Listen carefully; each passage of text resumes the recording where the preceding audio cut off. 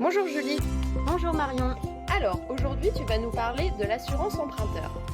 Peux-tu nous dire qu'est-ce qu'une assurance de prêt? C'est une assurance qui couvre une personne physique pour la protéger contre un risque potentiel d'insolvabilité. Elle constitue une sécurité supplémentaire pour l'établissement prêteur, mais aussi et surtout pour l'emprunteur.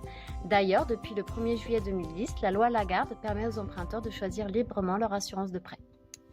Du coup, quelle assurance choisir? Alors, il existe deux types d'assurance de prêt. L'assurance groupe, donc la banque propose un contrat groupe avec un tarif unique. Le coût est calculé sur le capital initial. Il est calculé en début de prêt à partir du capital emprunté et reste fixe jusqu'à la fin de l'emprunt. Ensuite, nous avons la délégation d'assurance. Donc là, l'assureur propose un contrat personnalisé, donc en fonction du profil du client, sexe, âge, état de santé, profession à risque. Attention, elle doit proposer des garanties équivalentes à celles du contrat groupe, donc l'assurance de la banque. Le coût ici est calculé à partir du capital ressendu et non du capital initial emprunté. Quelles sont les différentes garanties proposées selon l'usage du bien? Alors tout d'abord, il faut savoir qu'il y a deux garanties obligatoires, peu importe le projet, ce sont les garanties d'essai et PTIA. Ensuite, les garanties exigées varient selon le type d'achat. Pour du résidentiel, donc par exemple résidence principale ou résidence secondaire, les garanties seront le décès, le PTIA, l'IPT et l'ITT. Ensuite, on a les garanties optionnelles, IPP, DOEPSI et perte d'emploi. Pour du locatif, on ira généralement vers des garanties décès et PTIA. Comment répartir l'assurance entre les co-emprunteurs? Alors, en cas de décès ou d'invalidité de l'un des co-emprunteurs, l'assurance remboursera sa part de crédit à la banque ou prendra en charge la mensualité en fonction de la quotité choisie lors de la mise en place du contrat.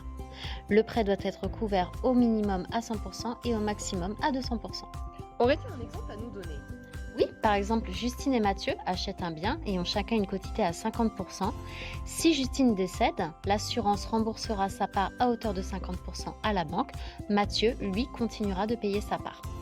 Il est tout à fait possible de moduler la quotité pour chaque emprunteur, par exemple 70% pour monsieur, 30% pour madame, ou 80% pour monsieur et 20% pour madame.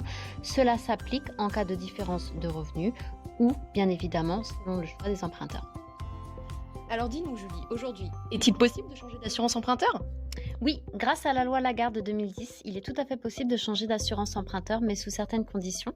Le nouveau contrat doit présenter une équivalence des garanties du contrat initial.